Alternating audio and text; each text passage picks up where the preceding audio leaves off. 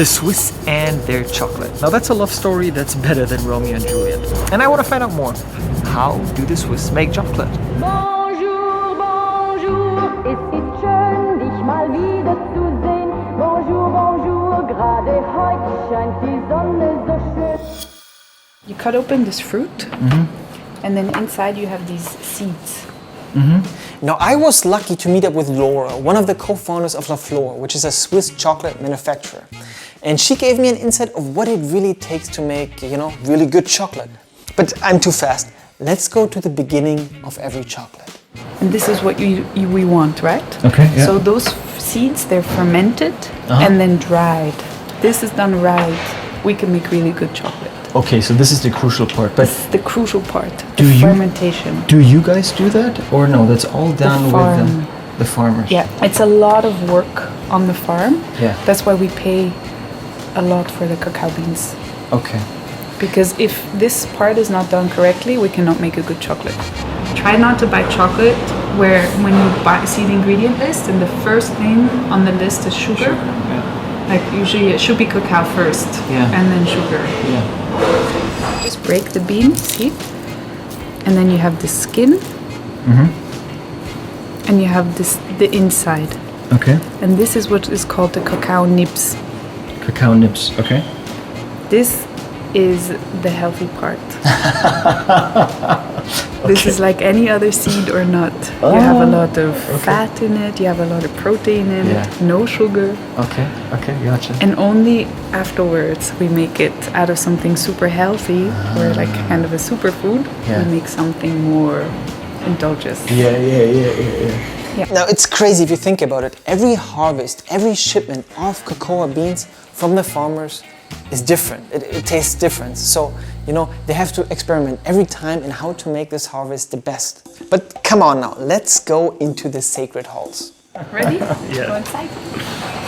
So welcome to our chocolate factory. Tiny little one. Can you smell it? Amazing. I love the smell. What Laura's doing right now is she's roasting the cacao nibs, the ones you were just trying before. So that's that's why it smells so good in here, because we're roasting the nibs. So then the next step that is done is that the nibs, they come into this machine. Okay. This is a stone mélangeur. Okay. The stone mélangeur, you have these two stones that turn and this bucket turns. There's no heat added to it, but just through the movement it's slowly being ground down, the chocolate. And tomorrow this is going to look like that. This we started yesterday. Okay, so this is literally they just put it in. Oh wow. Your face is exactly right. It's a bit sour, yeah. Yeah, there's no sugar yet. So now the nibs are being ground and then slowly we add the sugar. We work with local organic sugar.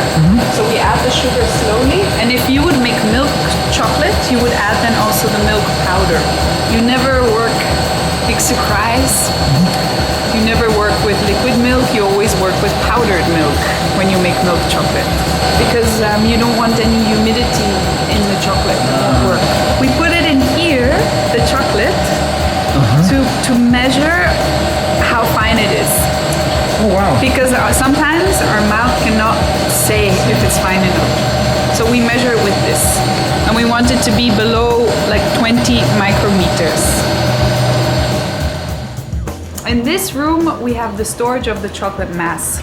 So when we have them in the buckets, we store them here. And the last step in is we have to get the chocolate mass into the shape of the chocolate. Yeah. We melt the chocolate, the chocolate mass, and then it comes into this machine, the tempering machine. Okay.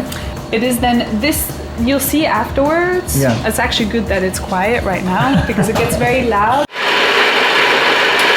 She'll put it on this table which vibrates so all the air bubbles come out. Yeah. And then she puts them on this table here which is cooled, then it starts to cool off and then it goes a couple more minutes in the fridge. Yeah.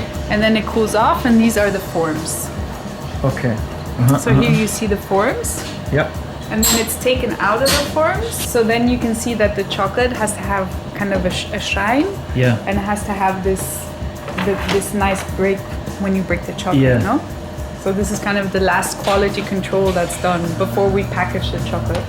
Okay, so then the last part that is just done after this, out of taking out of the forms, is just putting it in the pouch. Yeah.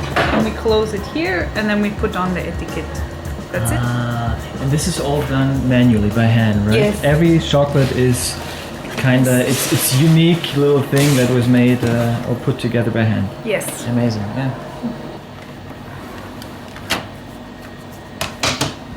How long from you get the beans to here you go, you can have the chocolate? At least 6 to 9 months. What? Now, what I like is that they're trying to be as ecological as possible. I mean, it's Yeah, still, cool. you know, it's not the perfect solution, but I think it's an important. It's important to think about different ways of Yeah. transporting, different ways of packaging. 100%. Yeah, 100%. 100%. So now, drum roll, to the moment I personally was looking forward to the most, the tasting. Is there a special way to eat chocolate? I mean, this goes for all foods. Yeah. If you pay attention and you concentrate for a couple of seconds, Okay. you will enjoy more.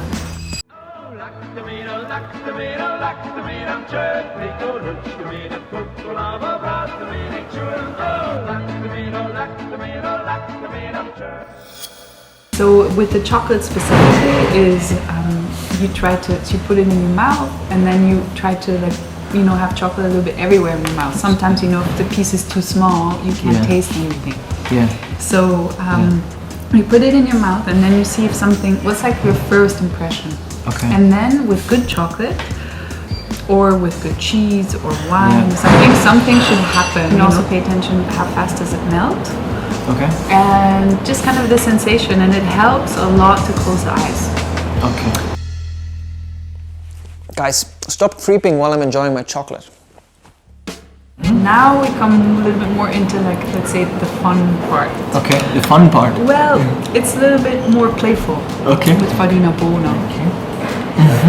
Yeah, I know what you mean with popcorn. Yeah, so it's it's our popcorn chocolate. Now, if you do something, do it with passion, because that will show. And in this case, you're also able to taste it. And I guess you're living the Swiss dream now of having to work in a chocolate factory every day. Exactly. Every day I come in and I'm like so happy I have this job. What an interesting behind-the-scene look of a small but extremely sympathetic and tasteful chocolate factory. So, when can I start as a professional taster here? We always need tasters.